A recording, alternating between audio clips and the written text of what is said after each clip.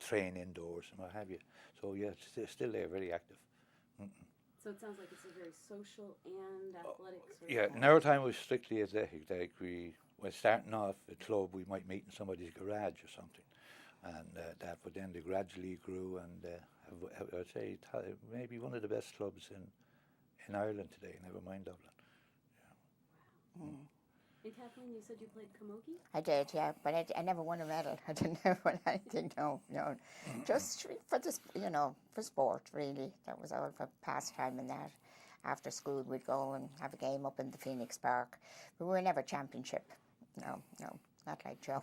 Just Isn't to, it funny? Oh yes, yeah, just to yeah. remind you, the team we beat in the All Ireland was Tipperary. They didn't like it at the time. Well, you've experienced some very significant events in Irish history. We talked about them a little bit, but the Irish Free State, the birth of the Irish Republic. Can you talk about some of the events you've seen and how they affected you? That's a good one now. Well, of course, we weren't born when 16 happened. The Republic, I think that came in under Prime Minister Costello in 49, that declared the Republic, the total territory of the 32 counties of Ireland, which I think has been since changed with the new agreement in the north. As far as those eras, no, just that some of the old politicians from the time were still around, or not the politicians, the men that fought in 16 and that, and they were our way of coming up and being respected, those old men. They were kind of heroes to us all, but they've all died off in between now. And how about Eamon de Valera? Well, I never met him personally, but he was there. He was a controversial figure in his time. Like there was, like a lot of politicians, you either loved him or you hated him. Dev, in my family, he was my father was a Dev man. He originally, and then he changed. He was kind of Fine Gael beginning with Dev. Now Dev has been accused of being instrumental in the shooting of Michael Collins, but that has been proven wrong. That he happened to be in the area where in Cork where the shooting took place, but has been proven since that Dev had actually no direct connection with. And then, you want to know politicians? Well, not that period, but our famous Charlie Haughey. He was one of our neighbours.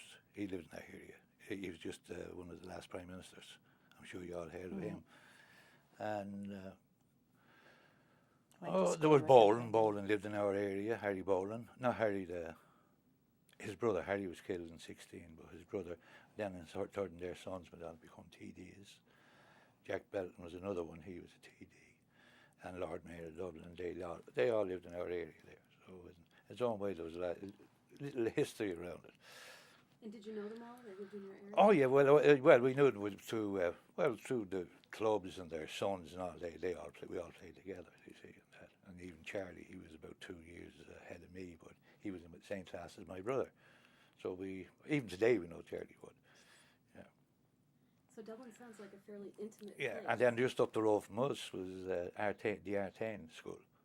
You often hear the Artane band? Huh? One of the famous boys band in the world. They were more or less delinquents. They were through court orders went into for the Christian Brothers to look after them. Then they trained them there to give them trades before they came out. They were well placed. A lot of them got very good positions afterwards, and we could hear them practicing the drums and the band down from where we lived to be playing. But they always play in Croke Park in the first before an All Ireland final, and they were rated at one time one of the best little bands in the world. Yeah. But they were all from the Christian Brothers. Okay, now we talked a bit about when you were leaving Ireland. You said you were sad when you were leaving. Do you remember what possessions you brought with you? I remember I got a new tweed suit, Donegal tweed suit. I remember about that. No, before I left, I had gotten where they had what you call like a hen's party, which we would call a shower here, the girls, and got different gifts and what have you in that. I know I got a set of luggage and things that I had you know, myself that were dear to me and that. I packed all those and brought those with me. Not an awful lot, not really, you know, because I didn't know what I was coming out to really, you know, starting all anew. But the one thing I remember was my Donegal tweed suit coming in July here in that. You wore it over? I wore it over, yeah, I wore it over. I arrived in Hoboken. And of course that went by the boards afterwards because the weather here was too warm for something. But it was a nice suit, had it specially made for travelling. Yeah.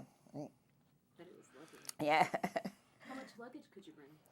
I think as much as you wanted to, really, because it was like a ship. It was the Maasdam was a big ship. So I think maybe I had about 3 or 4 suitcases. That'd be about it, you know, and a bit of hand luggage and that. Not an awful lot. I really didn't. No trunks like they had years ago coming in Ellis Island. Nothing like that. No. I don't think Joe had too much luggage either, right? Don't think so, no. Can you remember what you brought? Anything special? Not really. Just a few pictures and a few mementos from home, mementos. like sort of things you had.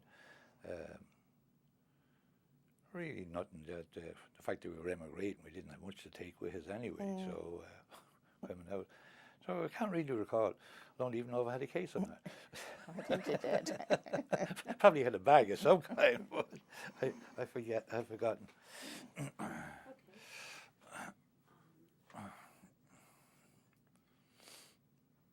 When you got here, how did you keep in touch with home?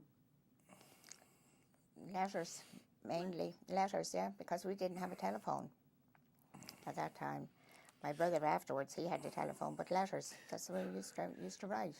And when I was over there and Joe was here, that's the way he communicated with me too, was letters. I still have them. I intend burning them someday. Yeah, that was it, because 57. In Ireland, telephones were a rarity really at that time. Like television was just beginning to come in too. So then afterwards, of course, they did get a phone from my mother and when my father passed on, so I was able to call and that. But for the first 10 years, I'd say, it was just letter writing, that was it. Or a telegram maybe, or that. If you bad news, it'd be a telegram, not a letter. Same with you, right? It was the same thing, yeah. Yep. There was no phone. Well, the phones were plentiful on the other side then. But right now, instead of writing, it's all phone calls now. I think the letters were cheaper. And did your family members ever come to see you here? No. No. Yeah, your brother was out one time. My brother, but not my mother, not my parents, no. They weren't, and of course Joe's parents had passed on.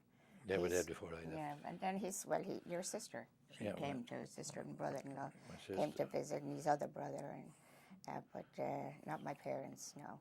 And then I have a brother in Virginia, he's down there. He used to live in Connecticut, now he's in Virginia. Yeah. So that'd be about the extent of the family coming, that's, yeah. Well, over the years, you had cousins and different ones that would come out for a visit or one thing or another, so they'd always look you up. Yeah. What were your first impressions of the United States? Well, the first thing I saw was, I think it was 5 o'clock in the morning. We got up when we were coming in. We came in by New York and see the Statue of Liberty and see the cars. And I guess it was, it's the highway that goes along there, all going to work in the morning time and that. And I said, gee, I'm in the US. I couldn't believe it, really.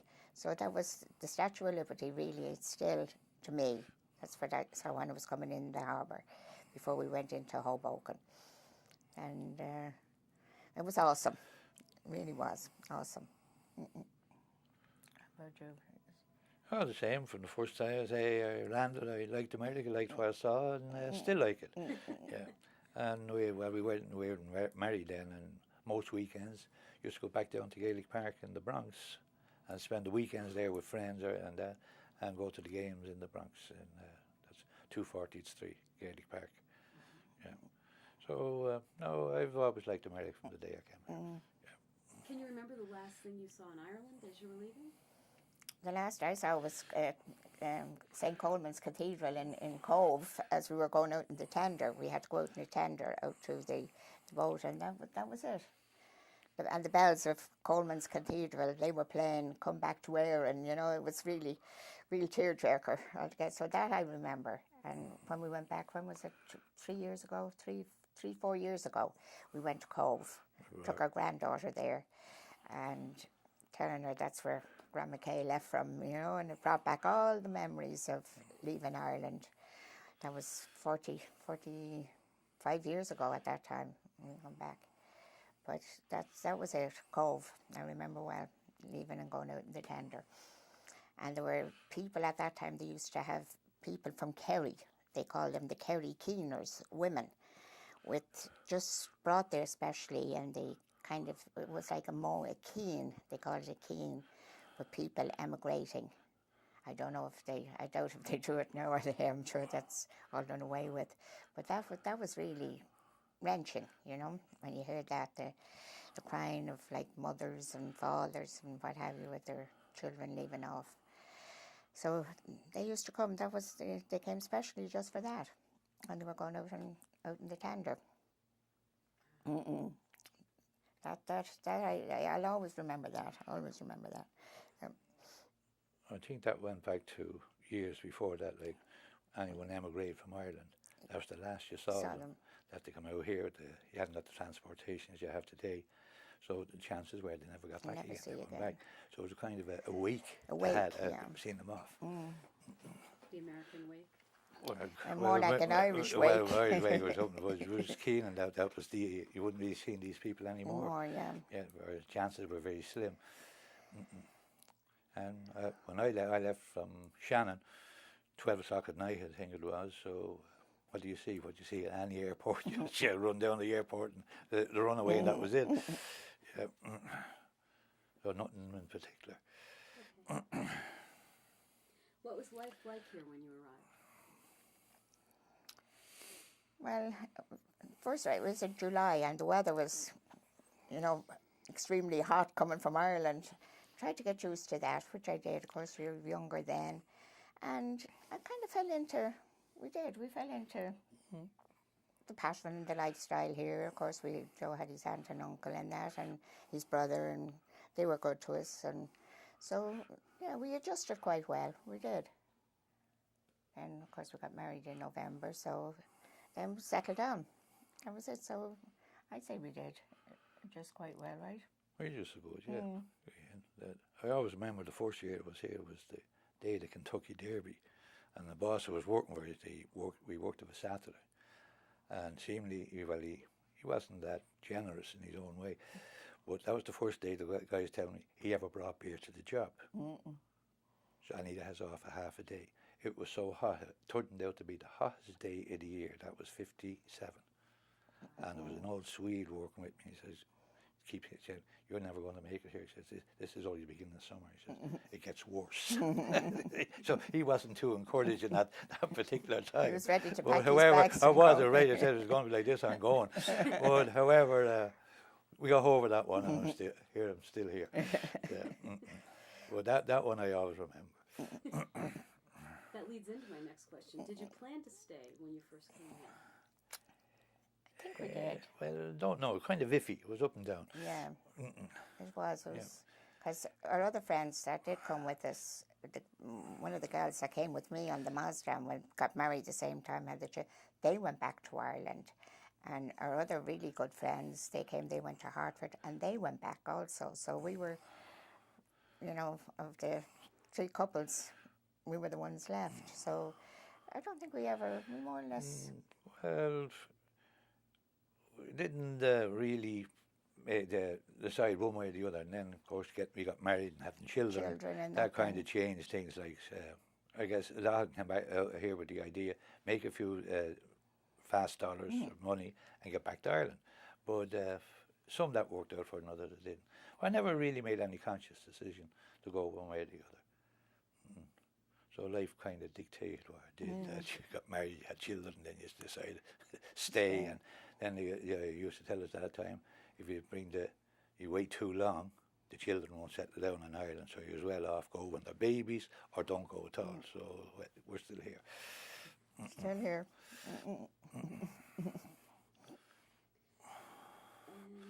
What did you miss the most? What did I miss the most? Well, I don't know. I guess the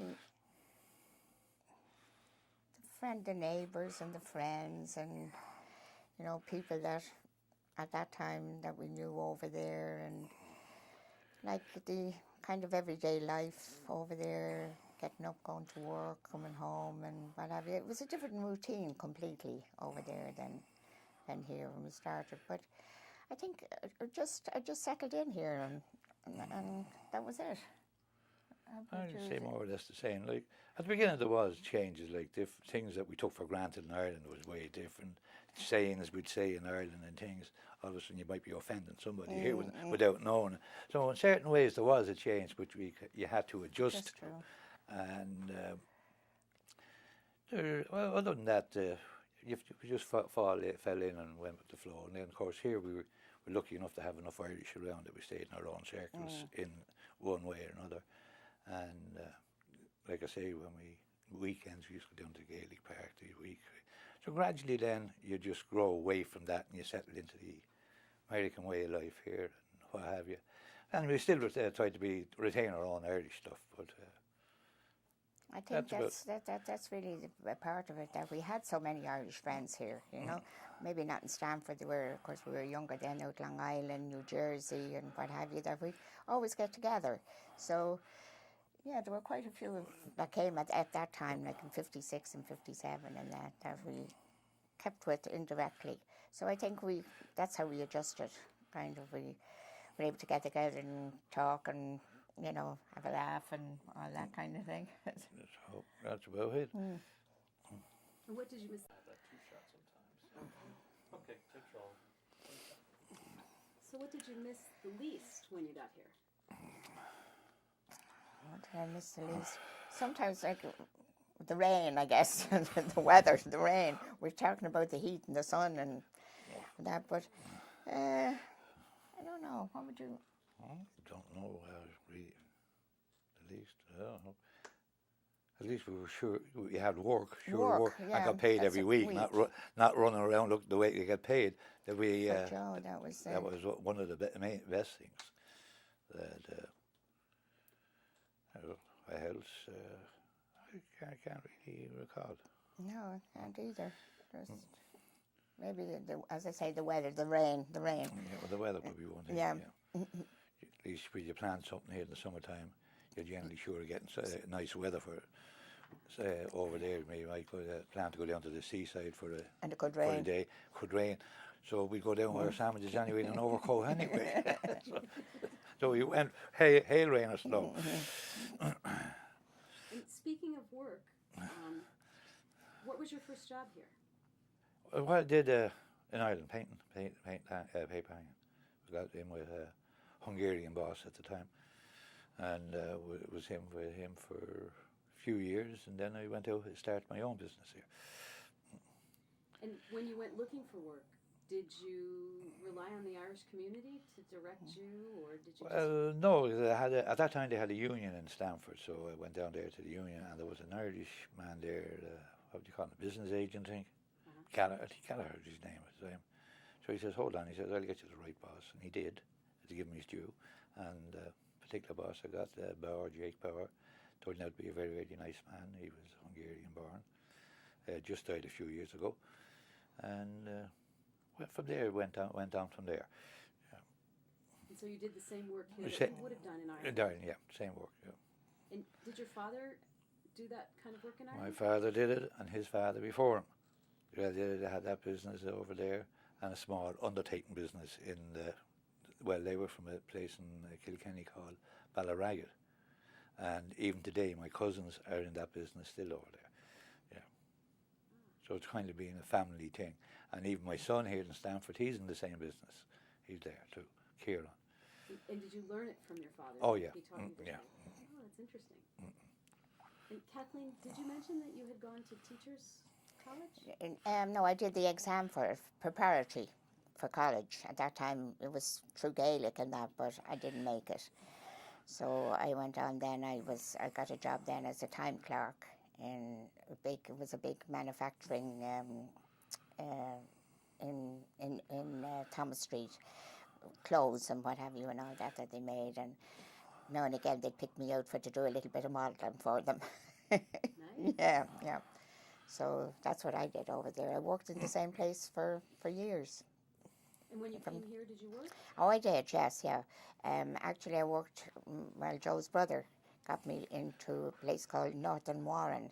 It was the Q-Tex at the time, Q-Tex. And I got a job in there as a file clerk. And I worked there then until I left. And they were really very nice to me, I will say that, really, really. That was one thing I found, just the girls, the bosses, they couldn't do enough for me, even when I was getting married.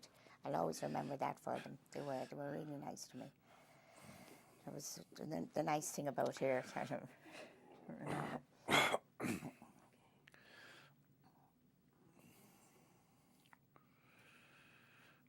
What was your first purchase in America?